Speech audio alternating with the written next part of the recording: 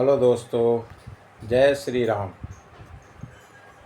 तो दोस्तों, आप सुन रहे थे रामचरितमानस में नारद जी का मोह। और नारद जी को इतना अहंकार हो गया कि मैंने कामदेव को जीत लिया। भगवान शंकर के पास गए। शंकर जी ने कहा कि ये बात तुम अपने पिताजी यानी कि ब्रह्मा को मत बता देना। लेकिन नारद जी नहीं रहा गया और ब्रह्मा जी को भी बता दिया कि मैंने तो कामदेव को जीत लिया। और उसके बाद में ब्रह्मा जी ने भी समझाया कि बेटा ये जिक्र कहीं पे मत करना। तो वहाँ से भी नाराज़ होकर चल दिए और गए विष्णु भगवान के पास। और विष्णु भगवान के पास भी सारी कहानी बता दी कि मैंने आज कामदेव को जीत लिया। तो विष्णु भगवान ने कहा जी बहुत अच्छा हुआ नारद जी। तो लेकिन मन ही मन में विष्णु भगवान सोचने लगे कि नारद जी के मन में अहंकार का पौधा अंकुरित हो गया है, इसको जड़ से उखाड़ना पड़ेगा। तो विष्णु भगवान नारद जी का अहंकार दूर करने के लिए देखो क्या करते हैं। तो आइए दोस्तों, कथा शुरू करते हैं। नारद जी का मोह और रामचरितमानस रूपी गंगा में आइए प्रवेश करते हैं। बिचरहु मग महु नगर तेहि सतजोजन विस्तार। श्रीनिवासपुर ते अधिक रचना विविधि प्रकार। उस हरि माया ने रास्ते में 100 योजन यानी 400 कोस का एक नगर रचा।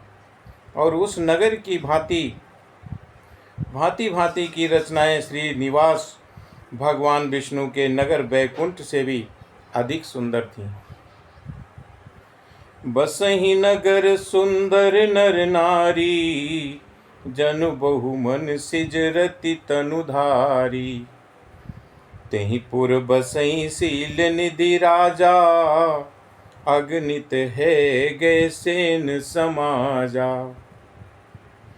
उस नगर में ऐसे सुंदर नर नारी बसते थे मानो बहुत से कामदेव और उसकी स्त्री रति ही मनुष्य शरीर धारण किए हुए हों। और उस नगर में शील निधि नाम का राजा रहता था और जिसके यहाँ असंख्य घोड़े हाथी सेना के समूह टुकड़ियाँ थे। सत सुरेश सम विभव बिलासा, रूप तेज बल नीति निवासा। विश्व मोहनीता सुकुमारी, श्री विमोह जिस रूप निहारी। उसका वैभव और विलास 100 इंद्रों के समान था और वो रूप तेज बल और नीति का घर था। उसके विश्व मोहिनी नाम की एक ऐसी रूपवती कन्या थी जिसके रूप को देखकर लक्ष्मी जी भी मोहित हो जाएं। सोई हरि माया सब गुण खानी, शोभाता सुखी जाई बखानी। करई स्वयंवर सो नृप बाला, आए तहाँ अगणित महिपाला। वो सब गुणों की खान भगवान की माया ही थी और उसकी शोभा का वर्णन कैसे किया जा सकता है। वो राजकुमारी स्वयंवर करना चाहती थी और इससे वहाँ पर अगणित राजा आए हुए थे। मुनि कौतुकी नगर तेहि गयऊ, पुरवासिन सब पूछत भयऊ। सुनि सब चरित भूप गृह आए, करि पूजा नृप मुनि बैठाए।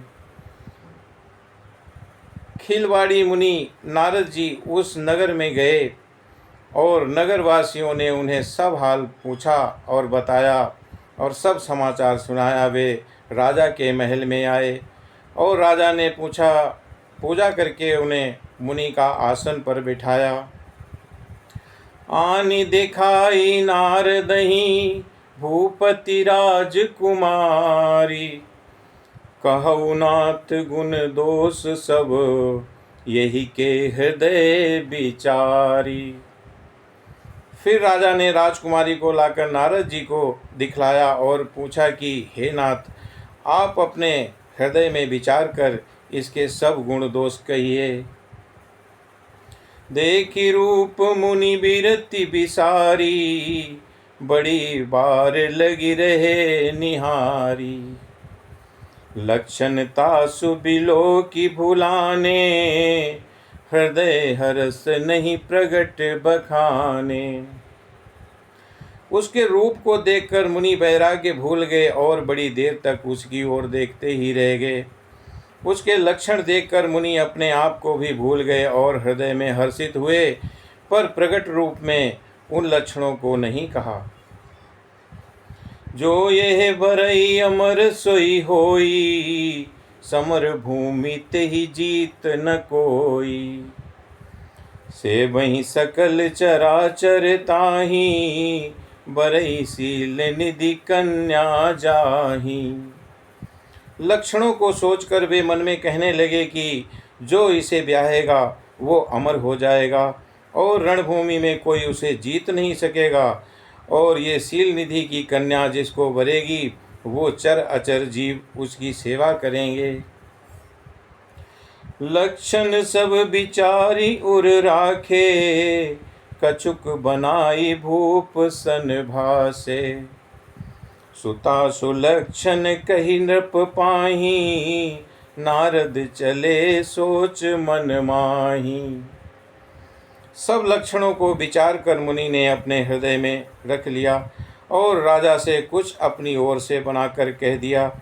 राजा से लड़की के सुलक्षण कहकर नारद जी चल दिए, पर उनके मन में तो ये चिंता थी कि करो जाई सोई जतन विचारी, जही प्रकार मोहि बरे कुमारी। जप तप कछु न होई तेहि काला, हे विधि मिलई कवन विधि बाला। मैं जाकर सोच विचार कर अब वही उपाय करूं जिससे ये कन्या मुझे ही वरे, और इस समय जप तप से कुछ तो हो नहीं सकता। हे विधाता, मुझे ये कन्या किस तरह मिलेगी।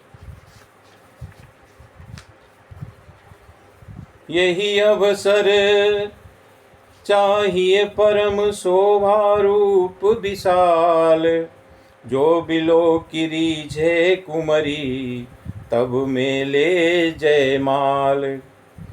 इस समय तो बड़ी भारी शोभा और विशाल सुंदर रूप चाहिए, जिसे देखकर राजकुमारी मुझ पर रीझ जाए और तब जयमाल मेरे गले में डाल दे।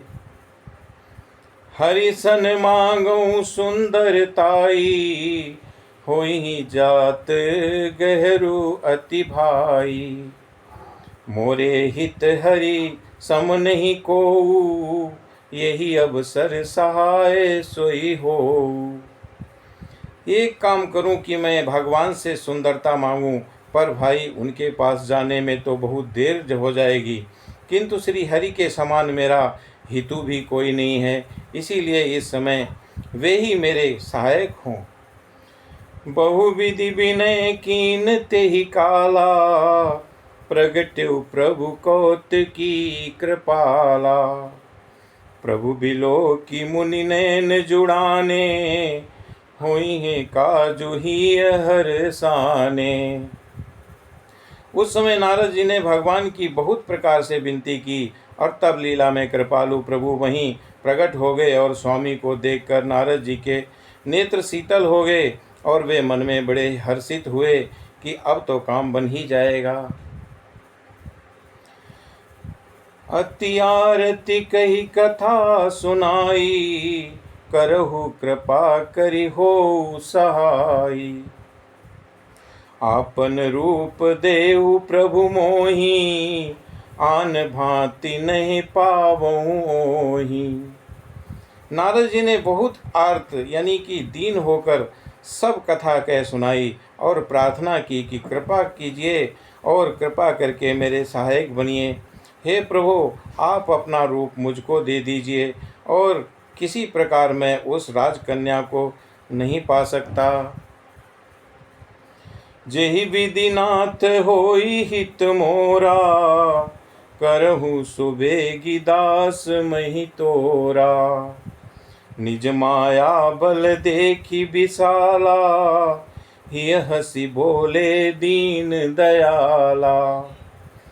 हे नाथ, जिस तरह मेरा हित हो आप वही शीघ्र कीजिए। मैं आपका दास हूँ, और अपनी माया का विशाल बल देख दीन दयालु भगवान मन ही मन हंस कर बोले, जेहि विधि होई परम हित, नारद सुनहु तुम्हार। सोई हम करब न आन कछु, बचन नम्र सा हमार। हे नारद जी सुनो, जिस प्रकार आपका परम हित होगा हम वही करेंगे, दूसरा कुछ नहीं। हमारा वचन असत्य नहीं होता है। तो दोस्तों, आज की कथा को यहीं पर विराम देते हैं, और आगे की कथा अगले शेष भाग में सुन लीजिएगा। जय श्री राम।